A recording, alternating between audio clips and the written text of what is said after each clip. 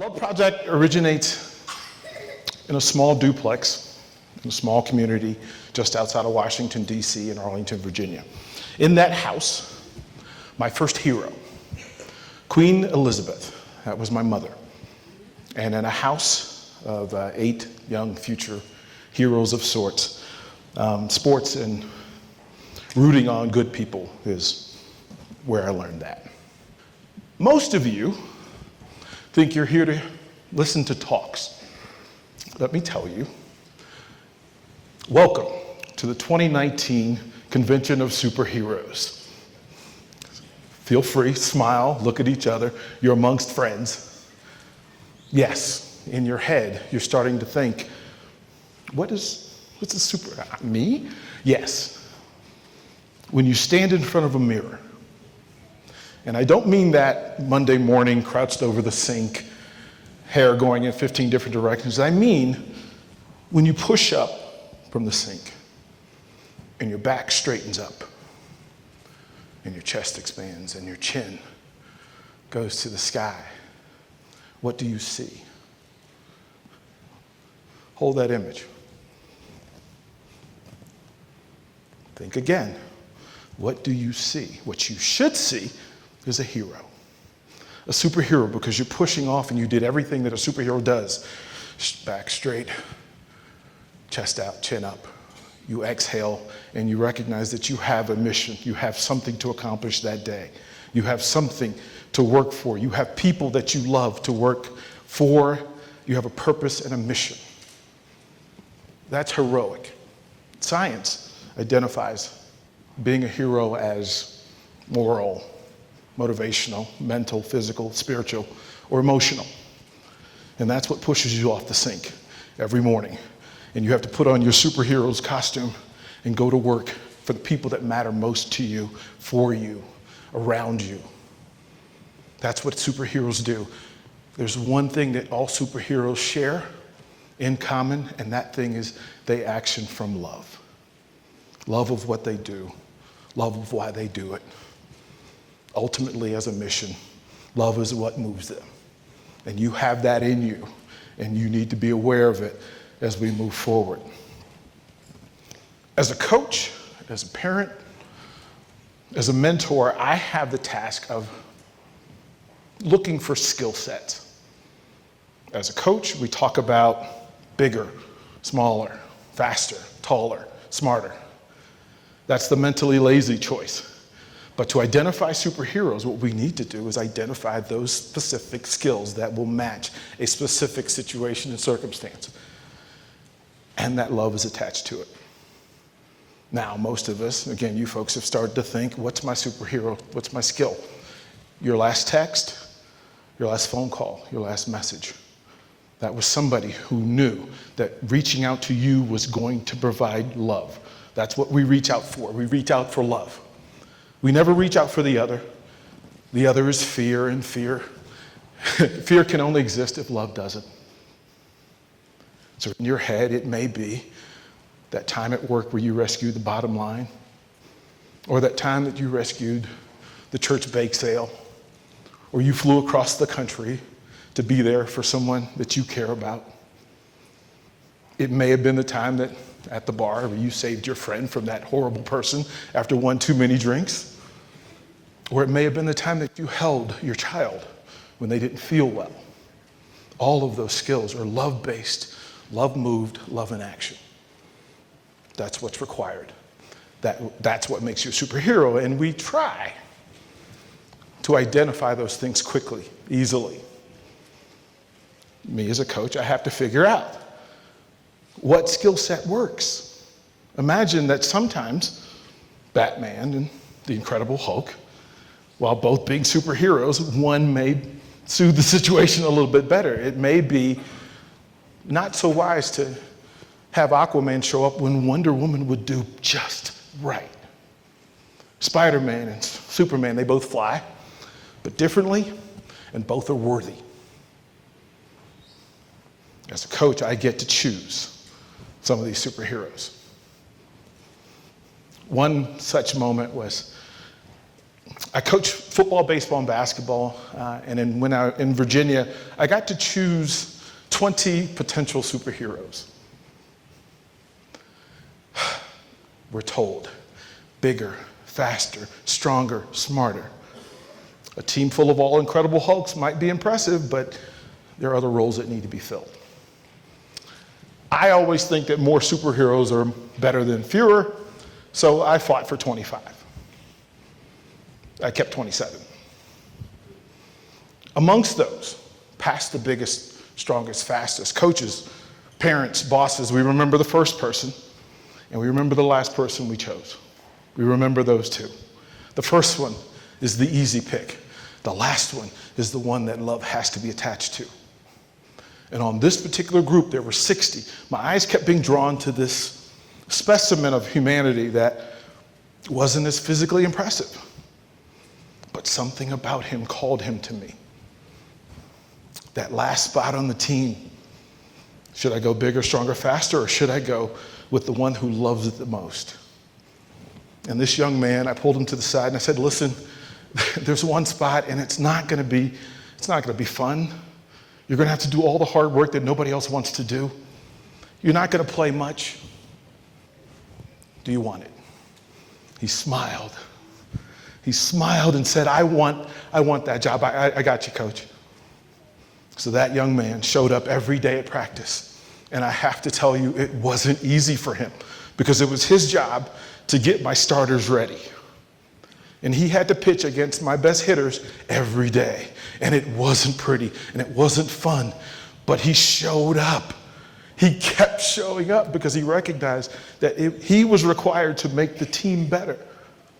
He was helping his school, his friends, his community by showing up every day and putting in the work for something he loved. As a gift to all my players each year, I tend to give them one game that they get to start. That way, they get to hear their name called. And for any of you that have athletes in the family, it's universal. It's all the same pose. Chest out, chin up. That picture that you have in your house, yeah, that's him.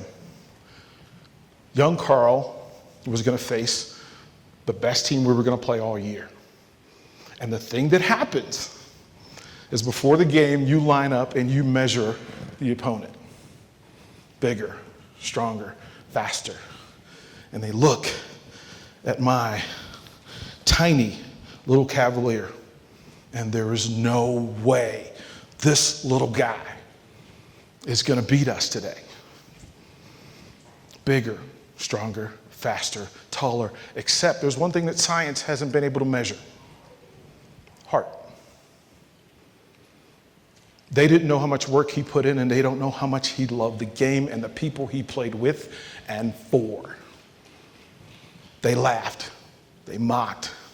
First pitch. Ground ball out.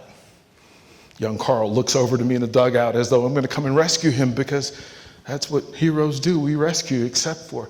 I said, no, you're not done yet. Second batter. Second out. He looks over again. Coach, come get me. No, young man, you're not done yet. Third batter, and on most baseball teams, the third hitter is the best hitter. He's the biggest, strongest, fastest. Young Karl handles him. 3 outs and into the dugout to what was the greatest celebration for one inning of baseball that I've ever been a part of in my whole life. Amongst all the bigger, taller, stronger, faster, there's young Karl. There's the tiny Cavalier standing 10 feet tall with a smile on his face for what he's done for his brothers and himself. Karl is now a superhero. Karl is a celebrity of sorts. This was after the game, and that's Karl in front. Look at the smiles. Look at what young Karl did against bigger, stronger, taller, faster. The young women of the school have a new nickname for Karl. Karl.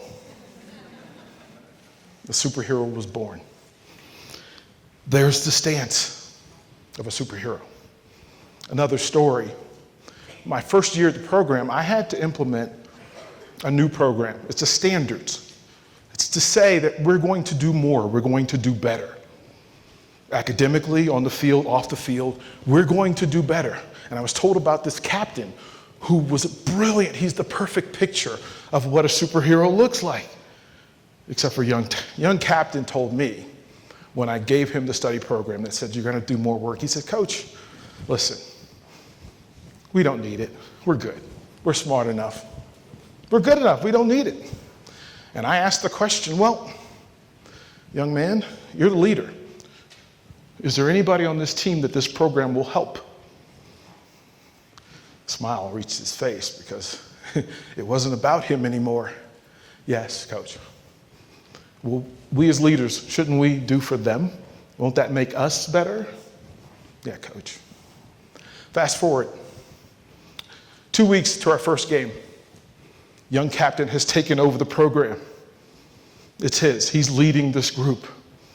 He's taking care of the academic checks and balances. He's making sure they're being nice to mom and dad at home. We win the game on the road. And as most cases, I go over and my beautiful wife is there and I want to get my post-game hug, and young captain runs off the bus straight past me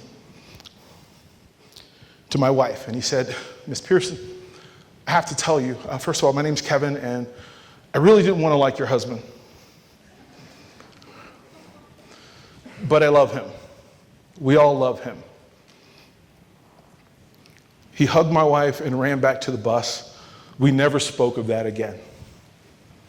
Now, I'm pretty sure he was a good guy. He may have had a cape under his uniform before that moment, but after that moment, his cape was in full. And that young man went on to lead the greatest student body full of heroes in the Commonwealth of Virginia, thousands of young heroes and heroines who would get together and better that community and that school and that city. He then went to Virginia Tech to lead the student body.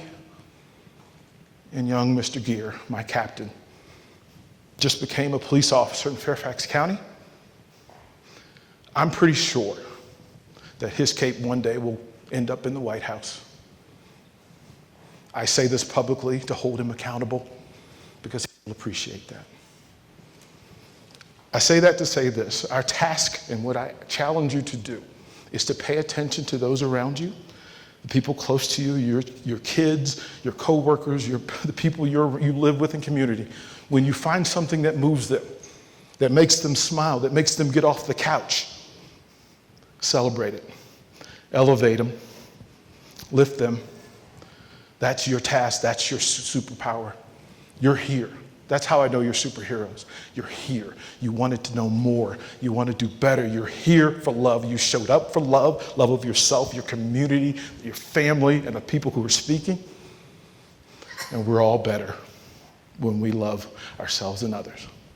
Our task is this: love first, love last, and in between, love more. I want you guys to understand something, and it's simple. Love will fix everything that's wrong with us. We need more superheroes. We need more great people. We need more love. We can wait for them. We can search them. Or we can create them. And it just doesn't take anything more than love. I want to thank you for your time. And by the way, your capes are showing.